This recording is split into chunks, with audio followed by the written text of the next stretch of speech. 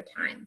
So here we are. Welcome to the second synchronous meeting of EDSC 536, Curriculum Theory and Development. And our agenda for today, we're going to talk briefly about our course, check in on how things have been going so far, follow up on Module 2, which we just wrapped up, your feedback on the course, the changes we've made, and then a couple of comments about those philosophy papers. You all should have received back your philosophy papers.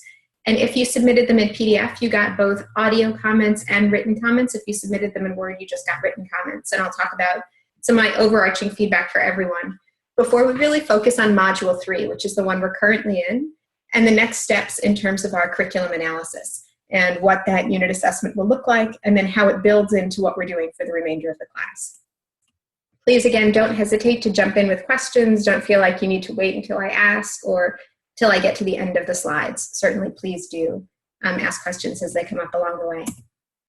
So in terms of, let's see, where are we now? Advancing. A couple of notes on Module 2. Thank you so much for your feedback. We did make some changes on the basis of those surveys. 20 of the 28 of you filled out those surveys. So some of the big changes that we made were some modest changes in grouping. People said that you really liked working in smaller groups, but sometimes that the groups, especially for ELA and world languages, felt a little bit too small because you had to wait so long for people to participate.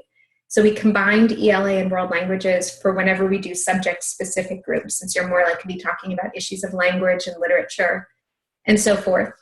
We also will be working both in disciplinary groups and then also those interdisciplinary groups at points throughout the remainder of the class. So you have the chance to see how different people are responding to some of these questions. Do curriculum processes look similar and different in different disciplines and so forth? We made those deadline changes. So your first posts are now due at 11:59 p.m. Pacific time on Saturday, and your second posts at 11:59 p.m. Pacific time on Wednesday, which is definitely an imperfect solution. There were folks that said, I really wish it was earlier on Saturday, and other people that said, I wish it was Sunday night. But this seems like a way that'll give the most number of people the greatest opportunity to participate over the weekend. And then finally, it wasn't a change, but we also put a greater emphasis on practical applications in this module. So Module 1 really focused a lot on theory, and then Module 1 and 2 focused on theory. Modules 3 and 4 are about how you're analyzing the curricular processes and artifacts that in your school. And then in Module 4, you'll be thinking about what kinds of changes you want to make in your own local context. So very much more practical application, which also happened to be something you said you wanted. I hear that somebody unmuted themselves. Do you have a question? No, okay. I just wanted to be unmuted. Oh, okay, by all means. All right. Classroom teachers are like that. We got to talk, you know? By all means, Chris. All right, and so in terms of the module assessment, that philosophy paper, as I said, I gave everybody lots of feedback on that. I hope that it's feedback that is useful for you as you continue to work towards your other assignments in this and other classes. But I encourage you to ask lots of questions. I'll pause in a minute in case anybody has questions about that first assessment you'd like to ask in a large group setting. But overall, I'd encourage you to make sure you're asking questions all the way throughout the process. One of the things I noticed is that the overwhelming majority of you seem to respond directly to the criteria in the rubric, but there were a couple of people who seemed to be missing a category or didn't include a reference list or things like that. So please make sure you're looking at those rubrics and those assignment sheets that are up on Titanium. And email me anytime if you have questions. I have online office hours where we can talk one-on-one every Wednesday from 4 to 5 Pacific Standard Time. But if that time doesn't work for you, if you have a weekly meeting then or something like that, let me know and we can set up a phone conference during the prep period. We can figure out other time to talk, whatever you need. The other whole group suggestions I would offer is to really focus on organization. One of the tensions you'll see in this class and indeed in all kinds of professional writing, those of you that are going through, say, the national board process or other types of professional writing experiences, is that you often have to be very concise. And in order to effectively present an argument in a concise format, you really need to focus on that organization. So what is your roadmap for the paper? How are you building? And I tried to note for several of you any opportunities that came up that may have points where there may have been some issues in terms of the organization of your paper or places where it felt like there was a departure from your primary argument. In some cases, it was because you had so many interesting ideas to say that it was easy to go off on a tangent. And so just to really think about that focus. To be specific in your examples, many of you on the discussion boards have very rich, robust, specific examples. I encourage you to embed those in your papers to make sure that all of your readers know exactly what kinds of phenomenon you're talking about, can see the broad overviews that you're making, can see what they look like in practice. There were some questions about summary, paraphrase, and direct quotation, and I put up on Titanium a link to support you in that. Overall, when you're writing at this level in terms of graduate studies and professional writing, we typically only quote directly when there's a burning reason to do so. So somebody said something in a way that is especially compelling, is especially important. The words that they used are controversial or meaningful in some way. There's no other better way to say it. And in that case, we would absolutely quote it. In other cases where they're talking about something that you could say any of 6 ways and it wouldn't necessarily make a difference, we're more likely to paraphrase it or summarize it overall. And then finally, I'll encourage you to proofread and to please use each other. One of the really wonderful things about being in a graduate program like this one is that you get to build relationships with other teachers. And so if you don't have someone that you use as a study buddy that you ask to proof a paper before you send it in, it might be a good idea to see if you can build a reciprocal relationship with somebody else in the class so that you can give each other that kind of feedback. And in this next assessment, you actually will be doing a formal peer review of each other's work. And so thinking about ways to build that in by using the discussion boards or casual emails with one another may be useful. I'll pause here to see if anybody has any questions. I have one. Sure. Okay, if we're summarizing and paraphrasing, not quoting directly, then that means we don't need to reference the source, right? No, you do need to reference a source for summary, paraphrase, and direct quotation. For paraphrase, well, yeah, I understand direct quotation, but if it's our words, I mean. Right, so for a paraphrase, that's when you take somebody else's ideas, you put it into your own words, but you're following the overarching structure of their ideas. So for example, if I read an article that said, the 3 most important ingredients in oatmeal is oats, milk, and sugar. And then I was writing and I said, according to Smith, oats, milk, and sugar are among the most important ingredients in oatmeal, page 17, something like that. I'm not necessarily writing word for word exactly the same sentence, but I'm using their structure, I'm using their ideas. For summary, I'd be taking an entire article and say something like, there are many ways to make oatmeal and different scholars have different approaches to this process. Smith, 2017, for example, says such and such. And so you don't need quotation marks because you're not using word for word the author's words. But for a paraphrase, you do need a page number. For a summary, you still need the author and the date. And so you need to attribute that idea to the author or the speaker or whoever. Mm-hmm. Okay. In the link that's up on Titanium, and I suggested folks look at the Purdue OWL website, they have some really clear examples of this is a summary, this is a paraphrase. If you're still grappling with this, I'd be happy to touch base with any of you individually about it, or you can always Google summary paraphrase quiz. There are some really well-developed online modules where you can look at a sentence or look at a paragraph and think about how would I cite this appropriately, what might work. And I can work on posting a couple, I'll make a note for myself, posting a couple of my favorites to Titanium in case you want to use them, or looking for some of the high school level ones to use with students. But there are some, I think Princeton developed one that's pretty sophisticated for researchers and scholars, not intended for secondary audiences or college level audiences. Any other questions about my feedback overall or the first assessment before I move on to this unit? All right. So in terms of the module 3, the overarching flow of this module, we're in session 7 right now. Last week or last session, you were thinking about mapping those curricular processes. Fantastic work with those plets and those voice threads and the different ways that you approach this. It was so interesting to see the different approaches that people took to this assignment. And so what we're going to be doing this week is you're gathering artifacts to begin thinking about what you might want to work with in terms of your own curriculum analysis. One of the things that's come up a couple of times is people who are not currently teaching have been trying to figure out how to make things relevant. So if that applies to you, we'll take a few minutes and I'll make sure I address that question as well.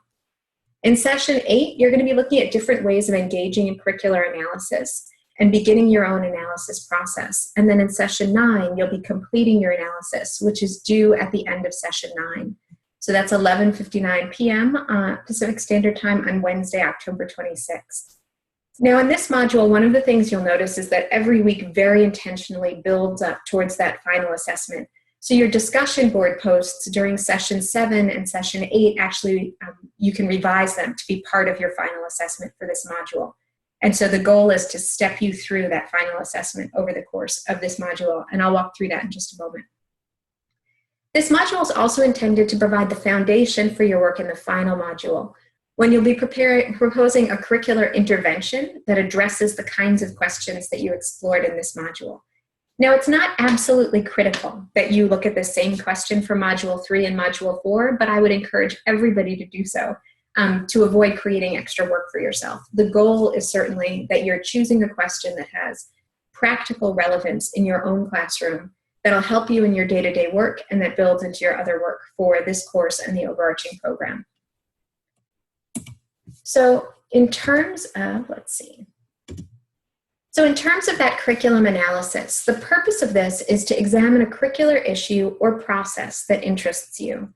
The major components of your final curriculum analysis is you'll have an introduction and rationale, you'll describe your evaluation process, you'll present the results of your analysis, and then you'll include brief recommendations about next steps or possibilities for intervention.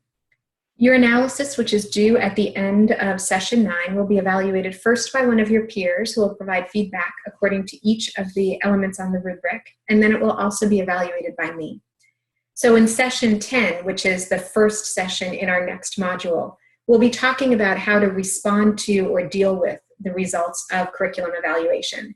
And as part of session 10, that's when you'll be reviewing somebody else's curriculum analysis. And so you won't be conducting the peer review during this module. The peer review will actually be the first step of the next module. And I'll walk you through that process as we get closer to that. But if you've used the workshop format in any of your other classes, that's what we'll be using to provide that peer feedback during this module. So in terms of how you might approach this project, so the first question that people typically have is, what should I examine? And the answer is that there really are as many possibilities as there are students in this class and then some. My intent is that this project is one that is of deep personal interest and professional and contextual relevance. So the question or what you choose to examine will vary according to your interests and your school context. Here are some possibilities of the kinds of questions you could ask. How is concept M addressed differently across the different levels of class Z? For example, how does our college prep class and our IB class and our AP class address the same concept in different ways? What curricular topics are emphasized or minimized in class Z? To what degree does our current unit on Y reflect the revised NGSS standards or any other set of standards? How do the 10th grade textbooks in our district portray this concept? To what degree does the syllabus for this class reflect the interests and priorities of our students? Now, this is by no means a definitive list of questions, but just to give you a sense of the range and scope of some of the questions you might choose to examine. Next, you'll select curricular products or processes that relate to your question. And one of the things I noticed is that in your final discussion board posts about the curricular processes at your school, several of you posed questions or indicated places where you saw gaps in the curriculum. For example, we haven't yet aligned to this, or we're still not really sure what we mean when we say service learning, some of those things. So if you already have a question, as you're gathering artifacts for our current session, start to think about the kinds of artifacts that might help you answer that question.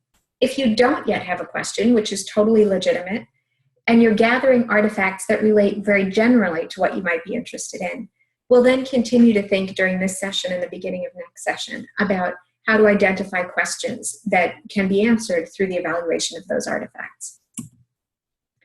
Some of the kinds of artifacts or kinds of products or processes that you might look at include everything from a semester-long course outline to your school or district level curricular plan, to a unit plan you used in your own classroom, to a textbook, to grade level or disciplinary standards, to a process for getting curricular feedback from community members. Maybe there's a common assessment that's something you want to investigate. and so forth. And if you have an idea for a very different kind of curricular artifact or curricular process that you want to focus on, talk to me. I'd like to find a way to make that work for you. But generally, as we were designing this project, these were some of the ideas that we had in mind. Any questions so far?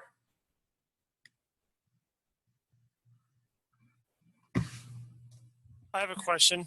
Sure. Going back to the idea of the process, on the previous slide, you mentioned a description of the evaluation process. Your bottom bullet point here, consider products and processes like these. A semester-long course outline, is this a theoretical thing that we would do, or is this something you actually want us to play out in the long term? Great question. So what you're doing in this particular assignment is you're evaluating something that's already existing. You're not writing new curriculum.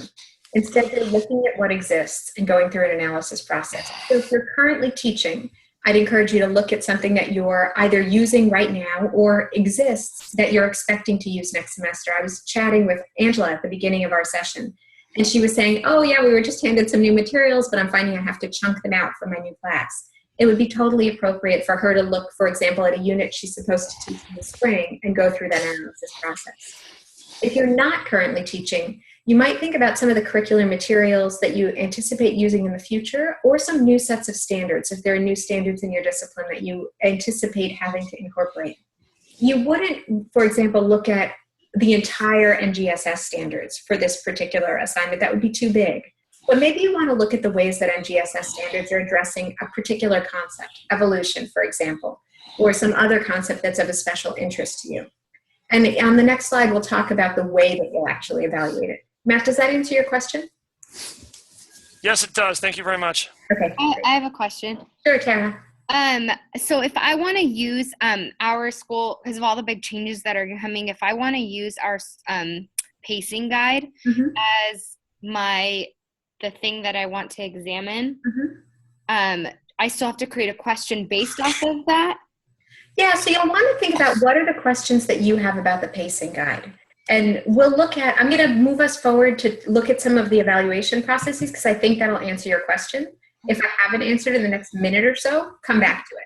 But I think it'll help you because we're actually going to be looking at some models of how people evaluate pacing guides. And so I think that'll help. Okay? I have a question. Yes. Okay, so today we actually had a pull-out day for our department, and we were talking about common and uncommon assessment. And I think you mentioned that at the end, even though I don't see it in the list, that I could take a look at a common assessment. Obviously, that's better suited to this particular assignment, and simply take a look at how it's addressed across the different I guess classes. We've got honors and we've got, kind of a mainstream track, and, then there's ones that are EL. And that would be valid. Well, so that's a great question. Looking at the assessment instrument is one of the curricular products. Looking at the student work associated with that is not. So in this class, we're really focusing specifically on the curriculum as it's intended, as it's supported, as it's assessed. So that's the tension point. And so if you have a common assessment and you want to look at the ways that different teachers are preparing their students for that, what are the lessons that lead up to the common assessment, or if you want to look at the different assessments for, say, critical thinking and history at all of your different levels and compare those assessments, that's certainly something you can do. If you have a required district benchmark test or other type of assessment measure that is substantive enough for you to be able to really delve into, that would work, but it wouldn't be saying, here are all of the student essays, what are they learning? Does that make sense? Yeah, it's about the implementation. It's not necessarily about the product. Right. Okay. Yeah, that's okay. I have a question. Sure, Paula. What if each one of our teachers on my campus use different formats and strategies to teach for the benchmark, which we have the same benchmark, but they don't want to share what they did? No, that's a good question that you will have to grapple with. And so it may be that you look at a couple of examples from people. It may be that you look at the way teachers outside of your district are grappling with that, if your hope is to present some strategies to the other teachers in your district. It really depends on what your personal interest is. I certainly can't make them share those materials, but you may want to think about like what would help you. Does that make sense? Yeah, just thinking. No, yeah, it's a good question, and we'll grapple with that. Take them all out to lunch. I have a question. Oh, sure. So being an English teacher, I fear going too broad, but we're in the process of potentially adopting a new textbook, and I want to evaluate whether that new textbook will better serve our scope and sequence that we've already set up with the state standards. Will that be, are you going to be okay with something as broad as that, looking at over the course of a year, even though my analysis can't get into too much detail because I'd have a really lengthy paper? Does that work? So how small or how big we want to go is entirely dependent on us, right? It's entirely dependent upon your questions. So I'm going to bring you to the next slide because I think just like Tara's question, we actually address that with some of the models we're looking at. So here is some of the analysis process. The way we're going to go about this is that in your textbook, Glatthorn provides a very general high-level overview of some of the big picture approaches to curriculum evaluation. You should read it, think about some of the questions they're raising and what have you, but the real substance of the evaluation processes is going to come during session 8, which is next week, and you're certainly welcome to read ahead. All the materials are up on Titanium if it's useful, where we have a jigsaw of diverse examples of how teachers and researchers analyze curriculum. I drew examples from all of your disciplines, and then also looked at different ways that they're engaging in this process. So there are examples of textbook analyses, standards analyses, assessment analyses, analyses about alignment, analyses of lesson plans, analyses of syllabi, and analyses of scope and sequence documents. And what I'm suggesting you do during session 8 is that you don't just read the one for your discipline, but rather you skim them all quickly and choose the one that's most relevant for you. For example, I know in English language arts, one of the ones I uploaded is an analysis of the cultural responsiveness of the text suggestions in the Common Core Standards recommendations for high school English language arts texts. So that might be something that regardless of whether or not you're in ELA, if you're looking at that type of content analysis and how are people approaching it, that might be valuable. I know that there's one that's looking at the ways that Spanish language textbooks are addressing concepts of culture. We have for math a way to evaluate mathematics textbooks for alignment to the new Common Core math standards, and so forth. And so as you're thinking about textbook analysis, Lara, that may be one to look at the different ways that a couple of the people working with textbooks approached it, to find a format or a framework that seems to fit not only your interests, but also the relatively small scope of this particular project. This is not your final semester-long capstone project, but rather an opportunity to delve into an aspect of the curriculum. So maybe you're looking at how does the textbook align to, say, the reading literature standards, or which of the speaking and listening standards are some of the examples. Does that make sense? Yes, thank you. I had to unmute myself. Oh, yeah, no, that's fine. And so the other thing that I'll say about this, before I'm going to come back to your question, Tara, to make sure we answered it, is that based on the reading that you do during session 8, you'll identify and develop an evaluation process that suits your research questions. And then post in session 8 your ideas. So this is my question, this is what I plan to look at, this is how I'm thinking about evaluating it, to the discussion board to get some critical feedback from your peers, some suggestions, some guidance, before you actually do the analysis, mostly during session 9, or the end of session 8, the beginning of session 9, depending on how you work your time. Tara, did I adequately address your question? Kind of. I'm thinking because I did the post. I had a little bit of extra time while kids were doing something. Today, and so with that extra time, I kind of looked through, and then I came up with my the post that I put up there. So what I had thought was something we were supposed to pick something that we wanted to examine. So I picked the pacing guide, and then the things that followed that was questions you have and artifacts you would want. So for artifacts, for example, I had picked the proficiency essays and the benchmarks and the textbook and, things like that. And then for the questions I had, it would be, who are we really benefiting with this pacing guide? that we currently have at the moment before any changes are made. Who are we really trying to satisfy? Who am I being asked to satisfy? Because if I'm going based on the current pacing guide, it's California content standards and Common Core and some Common Core standards. But if we're changing it to what she wants us to change it, you know, who am I, that's the point, like, what is the purpose in the current pacing guide versus what it's changing to? So I don't feel like I did the question part correctly. Well, so how is it being changed?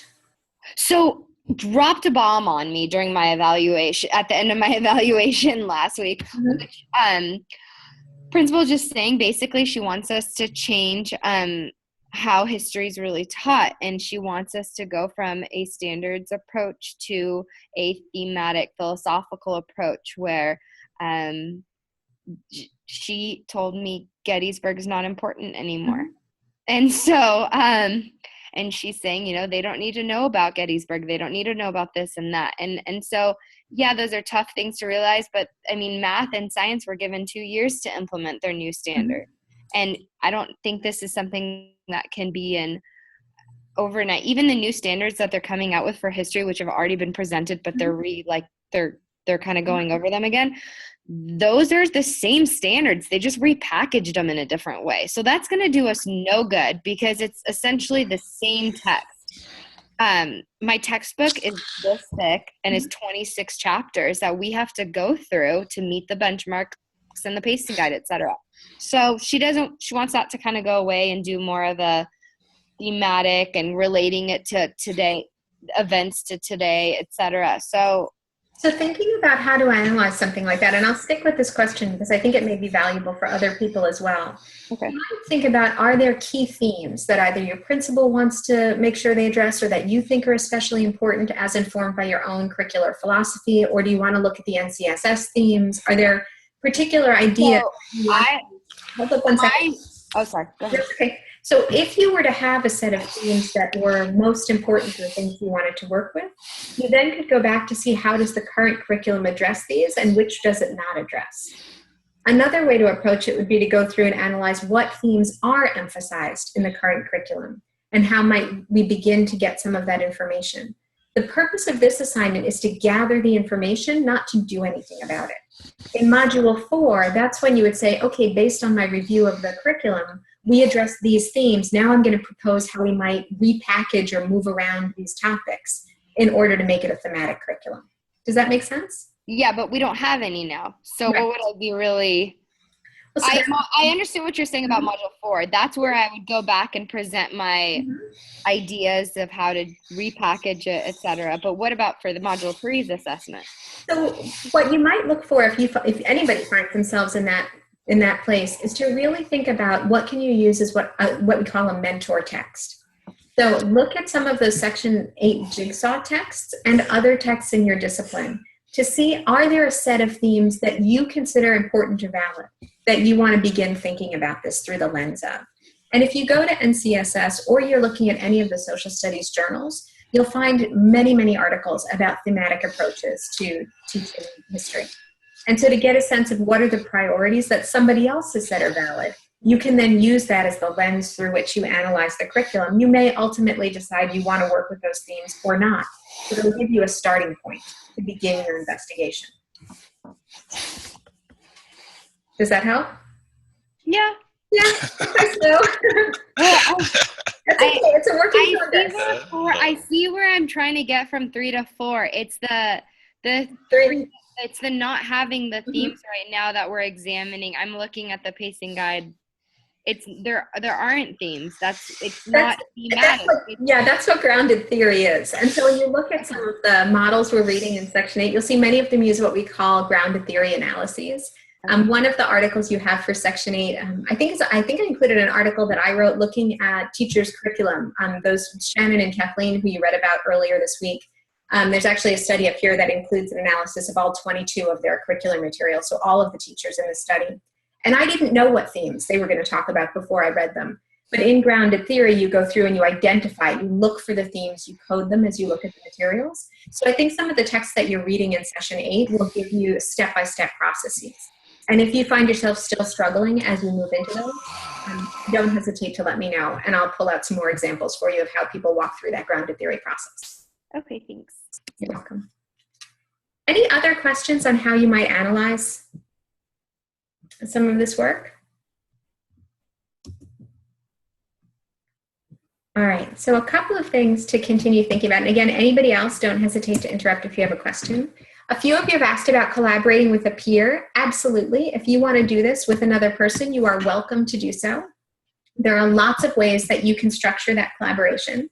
I would encourage you only to have a pair and not more than a pair for this project if you'd like to work with a peer. Some possibilities for collaboration. If there are two of you in the same discipline, you could co-author one analysis focusing on a single common curricular artifact or process. In this case, you would want to choose something that you're both working with. So if you share a textbook, if you're both teaching about the Holocaust, and so forth. So you look at that single common curricular artifact or process. Another way is that two students in the same discipline could co-author an analysis focusing on a common topic and analysis process, but each evaluate an artifact or process that's relevant in their own context. For example, how are we teaching statistics in 8th grade and 10th grade? And what are those curricular artifacts looking like for those two different grade levels? Or how does my Macbeth unit look in my classroom and then somebody else in a different district? This may be especially useful for those of you that are in smaller districts or in non-district schools and are feeling a little bit like onlys, to think about the ways that you can look across school contexts at similar questions. You could also have two students in different disciplines co-author an analysis focusing on a common topic and analysis process, but each evaluating an artifact or process that's relevant in your own discipline. For example, how are we teaching the election in English language arts and social studies? Or what are the different ways that we're implementing service learning in the context of our science classrooms and our social studies classrooms? But again, really thinking about what are the curricular artifacts that would support that work. Professor Dover? Yes. Can we go as far as maybe something as basic as writing samples from like a science to an English language arts class? Well, because you're looking at curriculum and not at student outcomes, you'd have to really think about, do you have enough curricular artifacts or documents to support that? Okay. And so that would be the real question. Okay. Something to notice about these different models is that in the first process, the working on a common product, you would just have one set of data. In the bottom two, you would have the results of both analyses, and then you would read across those analyses. If there are other possibilities, you have other ways that you're conceptualizing a collaboration, don't hesitate to reach out to me. My priority with some of these, with some of this idea of collaboration is that I think it's very intellectually provocative when we work with somebody else on this sort of inquiry. But I want you to make sure that you're choosing to focus your energy and efforts on something that's going to be practically useful in your classroom. And so I'd only encourage you to think about a collaboration if it's one that will support you or benefit you in your own career. You spend so much time working on your work for these classes, and you're so busy, as most of you as practicing teachers yourselves, that it doesn't make sense to do something just for the sake of doing it. And so to really think if you want to collaborate to ensure that it's something that benefits you. If you choose to collaborate on this project, you'll have the option of collaborating on the next project, but you won't be required to do so. So that's the other thing to know, is that if the collaboration doesn't work quite how you wanted it to, or doesn't feel like it was as beneficial as working solo would have been, you won't be required to collaborate in Module 4. One other thing to know is that if you collaborate, you're submitting one paper and receiving one grade. You're not receiving different grades if you each do your own analysis, for example. Whatever you submit needs to be authored by both of you and something that's fully collaborative. Can I ask a quick question? Sure. When you say data, you're just talking about our results of the analysis. So most of it's going to be qualitative data. Yes. Okay. All right. Thank you. For most of you, most of it will be qualitative data. Yeah. And we'll talk about that data and what the write-up looks like in just a second. I have a question. Sure, Angela. Okay, if you're working with another peer with the one paper, how do you know which one wrote which section? Or I don't. So when you're collaborating, you're both responsible for all of it. So one of the things that you'll need to parse out between the two of you is figuring out how you're going to write something so that you both have ownership over all of it. What I usually do when I co-author a paper with somebody to go in a journal, for example, is I'll take the lead on one section, they'll take a lead on another section, we'll upload everything to Google Docs, we'll edit each other's work, but ultimately you're fully accountable for every aspect of it. And one of the places that comes up is making sure that you both really understand citation processes. If one person plagiarizes, the whole team is plagiarized because you put both of your names on it. And so just to be really careful about knowing that if you choose to collaborate, it's both of yours. And I won't ask for or evaluate you differently. You'll be one team putting it together. Okay. Thank you. You're welcome. So in terms of what, well, I think we've answered questions, but does anybody have any questions so far before we talk about what you're actually writing and submitting? I have one kind of obscure question. Yeah. Can we use a guinea pig teacher, someone who's not in the class, someone who really doesn't know that we're putting this together to do the analysis on? Well, you're not analyzing a person, you're analyzing a product. Well, yeah, I would be analyzing the curriculum that they're attempting to present in the class. So somebody's unit that they developed? Correct. I wouldn't do it ethically. I wouldn't do it without their permission. If you want to analyze something that is publicly available on the internet, for example, that would be fine. But if you want to examine how somebody could or would teach this concept using this lesson plan, that's certainly appropriate. Okay, well, the origin of my question is I've been selected as the science curriculum specialist for the PAR committee in my district, and I'm going to be working with a teacher starting next Thursday. And basically my responsibility is to redirect their implementation of the science curriculum and helping them be more effective in implementing it. And I was wondering if I can use that to kind of make an analysis and comparison of where they started and where they ended up in terms of the presentation of the curriculum. That's an interesting question. As long as you are focusing on, say, analyzing, I would probably look towards analyzing questions of alignment with something like that. Like, how are they currently addressing XYZ standard? What are the ways that they're approaching such and such? Because you won't really be comparing their actions. It's not about curriculum as implemented, but curriculum as intended or as written. Okay. So it couldn't depend on, say, your classroom observations. It would have to depend on what they handed you, the types of documentary analysis that you're doing. Okay. So if you can find a way to make it work, that's viable. Okay. Thank you. You're welcome. Can you hear me? Yes. Okay. What about analyzing like a student teacher's curriculum? As long as you have their permission, that would be fine. So if I got like a consent form from them or something. Yeah. Interesting. Okay, thanks. You're welcome. And we're not going through IRB processes for any of this, so you couldn't publish this data without going through a more official university process. But because we're using it only for the purposes of our class, we don't need to. Any other questions? Okay. So in terms of what you have to write, your paper, your final analysis that's due at the end of week 9 has 4 main components. And one of the things you'll notice, and I pulled this directly from the rubric that's up on Titanium, and we'll look at that in a little bit more depth in just a second.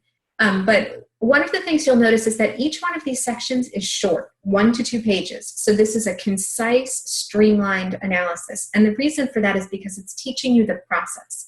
Hopefully some of you will choose to do curriculum analysis as part of your final projects for this program, or as something you choose to do in the future, in which case you would be engaging in this in a much bigger and broader way. So to note that even though there are 4 parts, they're all each pretty tight. The first is your introduction and rationale. This is a concise rationale that situates your analysis. What did you analyze? Why did you analyze it? How does it relate to your discipline? Why are these questions important? For example, with the implementation of the NGSS, many science teachers are thinking about such and such in my own district where we're grappling with this. And so I chose these particular questions to explore, and so forth. And you'll notice in here I mentioned that this portion of your project aligns with Gladhorn et al.'s emphasis on assessing the context. And so I tried to provide some markers to places in the readings that you're working with where we're grappling with these kinds of questions so that you can see how it all fits together. The next section describes your evaluation process. That again is 250 to 500 word summary of your evaluation process and rationale. In this section, you'll talk about what your questions were and why you chose to evaluate this curriculum in this particular way. I would fully expect that in this section you're referencing the models that you used. For example, just as Dover did in her 2015 article, I used the following questions, or following the NCTM recommendations for curriculum alignment, I went through this particular process. And so I suspect that most of you will be building off of some of those texts in session 8 as you think about the evaluation process for this assignment. And again, in Gladhorn, that relates back to identifying the evaluation issues and developing the evaluation design, as well as the rest of those session 8 readings. The next section of your paper is the results of your analysis. Now, there's no word limit or word recommendation for this section because these sections are going to be dramatically different depending on what you choose to analyze and how you choose to present it. You must include some type of narrative description of what it is that you found. But then beyond that, and I don't recall who just asked that question about qualitative and quantitative, you may have very different things. As you look at some of the texts you're reading, some people create charts that have a matrix of here are the standards, here's the page number in which this textbook addresses it.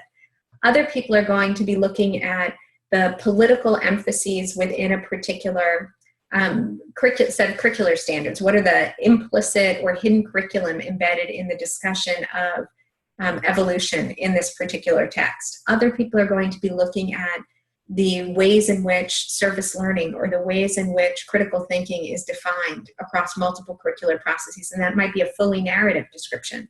And so the form, the way that you present your results is going to vary dramatically according to your questions and the things that you choose to investigate. Overall, some of the questions that you really want to focus on is what your analysis revealed about the curriculum or the question you were investigating. You'll want to talk in the results about what seems to work well, what seems to be well aligned, what seems to be effective, what are you noticing, and then what seems like it might be in need of improvement. What are some of the gaps? You might talk about how the curriculum you looked at reflects or fails to reflect some of the current trends in research. Maybe you're talking about how it aligns to frameworks or standards. Maybe you're talking about the degree to which it's reflective of progressive ideology or the principles of multicultural education. Maybe you're talking about the degree to which it reflects the needs, interests, and priorities of your local stakeholders. If, for example, you're teaching a curriculum that seems totally, or you're working with curricular materials that seem totally divorced from the needs and priorities of your students or the communities in which they live, that might be something you're talking about here. But again, the focus of these types of assignments is to delve deeply into the question that you're most interested in. By no means do you have to answer every single one of these questions. Instead, you're looking to present the results of the analysis that reflect your own questions and your own choice of artifacts. And then finally, you'll present very brief, concise recommendations, 150 to 250 words, that summarize your recommendations for reform. What recommendations do you have to improve this curriculum or curricular process? And this final bit of recommendations will provide the foundation for the work you do in Module 4, where you actually begin embarking on some of that process. Now, don't let that scare you off. It's okay to say, I need this. I recommend 100 things be changed, and in Module 4, you focus on one of them. That's okay. Don't feel like you need to limit your recommendations so that you don't bite off more than you can chew in Module 4. You will be able to tease out the pieces that you really want to focus on. But this is that conclusion where you say, okay, based on this analysis, these are the next steps. My district needs to look at this. My recommendations are that we evaluate 2 additional textbooks in order to see what needs to be done in terms of these particular topics. Or based upon this, I think we need to reconsider our approach to common assessments and so forth. Does that make sense? I have a quick question. Earlier you had said it's not to focus on student products at all. Mm-hmm. When it comes to the results of the analysis, what if I wanted to talk about, for example, all of us using the same pacing guide, but then looking at the scores and the ways that the same information was taught in different manners? For example, if someone did take a theoretical approach to things and someone else didn't, and we take the same benchmark, those scores and how they compare. Can that student stuff be talked about? Nope, not in this one. So that's because that's a step down the road. I feel your urgency to get into the practice. Well, but then what would the results of the analysis? Because it says here, how do you know what is working well or in need of improvement? How do you know? How else would I know besides assessing that Good question. So what is working well in terms of curriculum cohesion, in terms of some of the curricular processes, not in terms of the student work processes? So for example, if what you're looking for in these different examples are, you've decided that these are the three things that this particular curriculum should be doing. It should be emphasizing critical thinking in this way. It should be emphasizing the relationship between cause and effect, and it should be looking at this thematic issue. What might be working well is that in 2 of the curriculum, you're addressing theme 1 and theme 2 very well, but theme 3 you're ignoring entirely. So that's when more. you say, how do you know, is that what I would then say, for example, okay, so you want us to work on, I don't know, so we're supposed to be working on critical thinking, and collaboration or whatever, but this exam is multiple choice. Yes. So therefore, that's how I know that it is not meeting. Okay. Right. So how do you know that? What's the evidence from the artifact? How much of that how do you know portion is our opinion? Oh, that's a great question. It really depends upon how you're framing your analysis. So certainly one of the things, and we'll go over the rubric in just a moment, but one of the things that's really hard about doing this type of analysis is you're building a case. And so what you're trying to do is to present the results of your analysis and the conclusions you're making in a way that are valid. And how do you assess that validity? Well, if you say, I looked at the textbooks and I've decided that we don't effectively describe the causes of the Civil War. How do you know if you don't have evidence? You don't have, for example, on page 27 in paragraph 6, this is what we say that's actually factually inaccurate, or something like that. So you're really looking for some of the pieces of evidence that you're teasing out of curriculum in order to help you make that case. And that's part of why the results of the analysis will look so different depending upon what your research questions are or what types of things you're pursuing. And as you look at the published examples of curriculum analysis during session 8, you'll see lots of different ways that people, it's what we call substantiate their results. What kinds of evidence do they present? What are the ways in which they frame those? What are the ways in which they use textual excerpts and also some charts and what have you? And you'll also be talking on the discussion board. During week 8, the discussion board is about what your plan is and why you're planning to do it that way. And during week 9, it's actually an ungraded discussion so that you can share your works in progress with each other and ask questions and get feedback so that you don't have other things happening that are distracting you in terms of course-related readings and conversations, but rather you're really focusing on the ways that you're framing that data. Does that answer your question, Matt? Yeah, that makes perfect sense. Thank you. Okay. Any other questions on this before we look at the rubric specifically? All right. So your final analysis is going to be evaluated by one of your peers, as I mentioned before, through the workshop model, and then I'll get their feedback, I'll review it, I'll give you additional feedback, and then it'll be returned to you with your score. And the complete rubric is up on Titanium. One thing to note is that late submissions are subject to a 5% penalty per day unless we've made alternate arrangements in advance. So be sure to get written confirmation from me. If I agree to that, just save the email somewhere so that when you turn it in, you can just forward it back to me and say, don't forget, you said you'd do this. So the rubric that I'm opening up here is going to open it up from my flash drive. Oh, hold on, let me share this with you now. This will open this up from my flash drive, but you have the exact same file up on Titanium. So this is the curriculum analysis materials. Here are all the components of the project that I just went through on previous slides. And here's the rubric itself. And I'm not going to read every word to you. I'll just point out some highlights, but please don't hesitate to jump in with questions. So your introduction and rationale presents a compelling and concise argument for the importance of your curricular analysis, and you effectively situate your artifact or process within your local context. This is important because it's my principal's top priority, and that's one of the reasons I'm engaging in this investigation, or this is important because our district's trying to figure out how to respond to the needs of our students, or we're adopting these new standards, or what have you. So you're talking both about your context and then the broader context. How is it reflecting everything we've been talking about for the last 6 or 7 weeks? What are some of those other themes? And again, this is a sentence or two in terms of your grounding in the broader context. This is not 16 pages. Remember, this is just 250 to 500 words. Likewise, in your evaluation process, and again, 250 words is about a page, double-spaced, just to give you that context. In terms of the evaluation of your evaluation process, You're both comprehensive. You're looking at multiple aspects of the curriculum as it's written, supported, taught, tested, or learned, and also appropriate for your chosen area of inquiry. You present a compelling rationale for choosing these evaluation methods, as well as a detailed description of the steps you used. Readers can easily determine what you investigated, how, and why.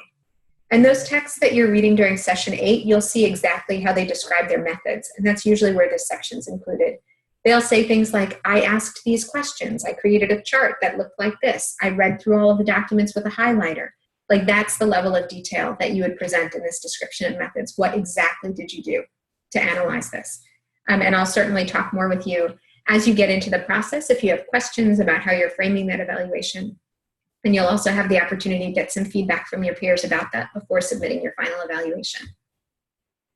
And the presentation of your results, and I tried to give you more detail in here because this is something that is going to be so different for each of you. I thought as much as I could tell you would be useful.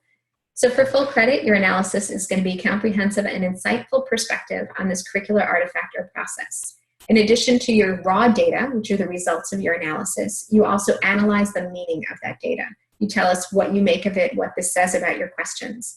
Focusing on the implications of your analysis for critically important issues of teaching and learning within and beyond your classroom, school, and discipline.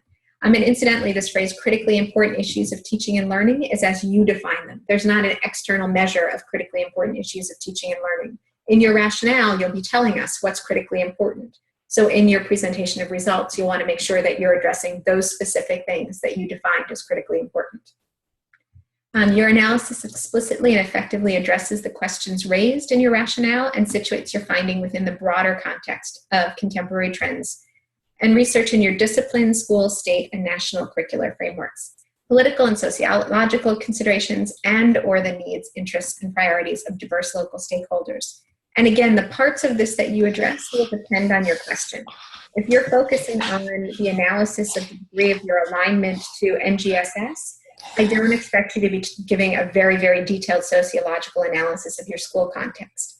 If, however, your question is about how accurately or how closely is our curriculum aligned to the interests of our students, then you'll need to be talking about your students and what their interests are and where you got that data, how you know that about your students. Then finally, your recommendations are specific and compelling, offering creative solutions to issues and challenges that emerge in your analysis. These final two categories for academic writing and APA formatting are identical to the ones that you saw in your last paper. I know it's hard to take in information like this in a rubric, especially in this sort of me talking at you for an hour. Does anybody have any questions right at this moment? Yeah, I have a question. Yeah, sure. Where is a copy of that rubric? It's up on Titanium in, I can pull that up for you. I think it's in the Module 3 folder under Session 9. It's at the top of our Moodle. Like if you scroll down, like before you even start the modules and the sections, you put the philosophy and analysis information up there. Right. Oh, okay, great. So it's right up here under assignment descriptions and rubric. Right there, yeah. Yep. Okay, perfect. Thank you. All right. It was a little bit too big for the screencast. Oh, I'm so sorry. That's okay. No, as long as I've got, Yeah, no, you have one up there. Get something to reference. I'm good. All right. So are there other questions about the rubric? And can you see my PowerPoint slide? I don't know what you're seeing right now. Yeah, I can see it perfectly. Okay.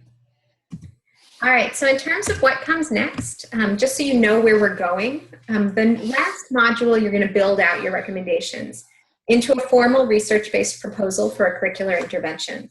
And we'll talk a lot more about that once we're into that module.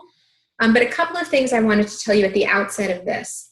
So the form of your final course project will vary according to your interests and needs. I think up on Titanium or in our syllabus, it says you'll either design a course plan or a unit plan.